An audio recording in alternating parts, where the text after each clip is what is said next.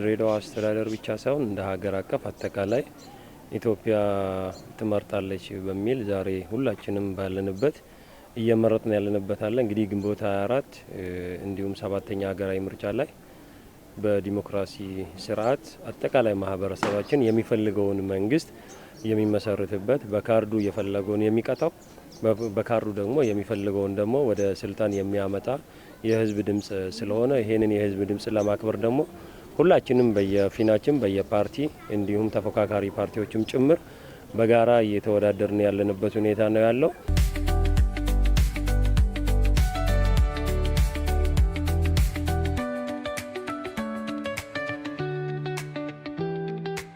ካለኝ መለሰ ባላለው የዚህ የሳቢያን አካባቢ ነዋሪ ነኝ። ምርጫው በእውነቱ ዲሞክራሲያዊ ነው እና ተፈላጊም ነው፣ ወቅታዊም ነው፣ ደስ የሚል ነው።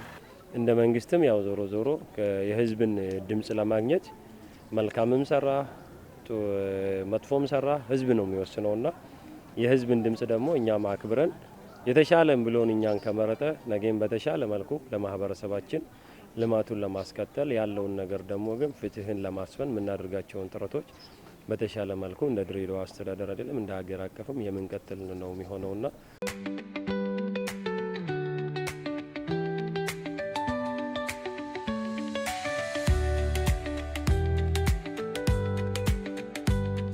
የማለዳ ምርጫ ፍጹም ግልጽና ፊት ለፊት ሁሉ ነገር የተሟላ ነው። እስካሁን ያየሁት እኔ እስከመጣሁበት እስከጨረስኩበት ሰዓት ድረስ በዚሁ ይቀጥላል ብለን እናስባለን። ደስታ ነው። በቃ የሚመራኝን ኢትዮጵያን የሚመራ አካል መርጫለሁ ማለት ነው።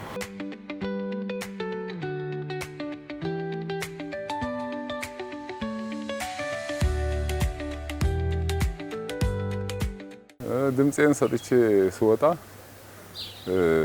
ህዝባችን ብዙ ጥያቄ አለው። ያንን ጥያቄ የሚመልስ ታላቁ ምርጫ ነው ብዬ አስባለሁ። ስሜ ሙሉ ግርማ ይባላል። የምታዘበው ምርጫ ጣቢያ የሳቢያን ጠቅላላ ሆስፒታል ምርጫ ጣቢያ ነው። በህጉ መሰረት ሲከናወን ነበር። በምርጫ ጣቢያው ላይ የምርጫ ሰራተኞች ነበሩ።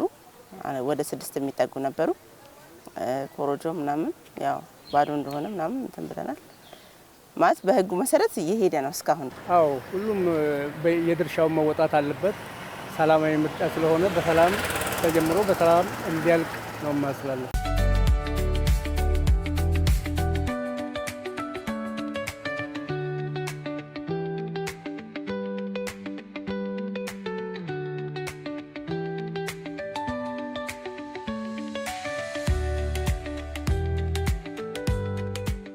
በዚህ ዙሪያ ላይ እንደምታዩት ያው ማህበረሰባችንም ከጠዋት ጀምሮ ከ12 ሰዓት በፊት ጀምሮ ሰልፉን በመያዝ ካርዱን እየሰጠ ያለበት ሁኔታ ነው ያለው።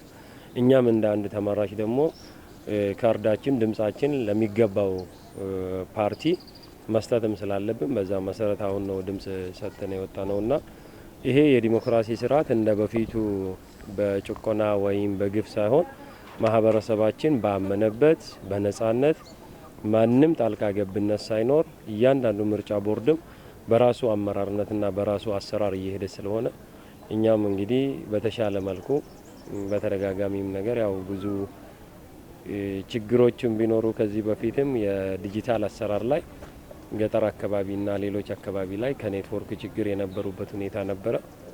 እሱ ነው አሁን ማህበረሰባችን ካርድ ለመጣል ዲጂታል ነበር። አሁን ወደ ማኑዋል መጨረሻ ሲያደርጉ አንድ ሰው ከ5 ደቂቃ 10 ደቂቃ የሚቆይበት ሁኔታ አለና እንግዲህ በተሻለ ማህበረሰባችን ሳይሰላች በትዕግስት ካርዱን እንደወሰደ 45 ቀን ሙሉ የተለፋበትን እነሱም በትዕግስት ደግሞ ድምጻቸው አንድ ድምጽም ደግሞ በደንብ ስለሚጠቅም ይሄንንም ታግሶ የሚፈልጉትን አካላከለ የሚወጡ አንልም የሚፈልጉት ነገ ይመራኛል፣ ያስተዳድረኛል፣ የኔን ምላሽ ይሰጠኛል ብሎ ተስፋ የሚያደርገውን ነገር መምረጥ ይችላል ብዬ ነው መልእክት የማስተላልፈው።